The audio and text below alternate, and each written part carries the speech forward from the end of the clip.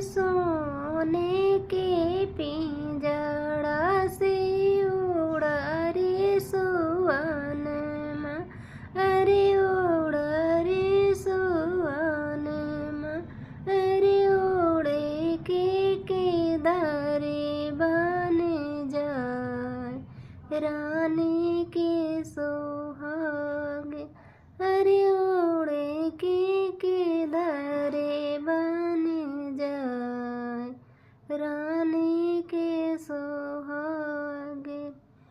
हरे पहिले तक बाबुल ने रे बियाह, अरे ने रे बियाह, अरे काहे बियाह बड़ी दूर रानी के सोहागे।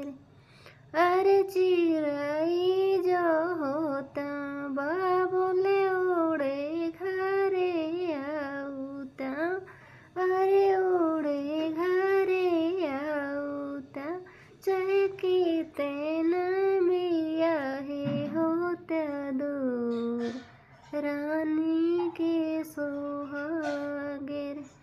अरे सोने के पिंजड़ा से उड़ा रे सुवन माँ, अरे उड़ा रे सुवन माँ, अरे उड़े के दारे बने जाए रानी के सोहागे।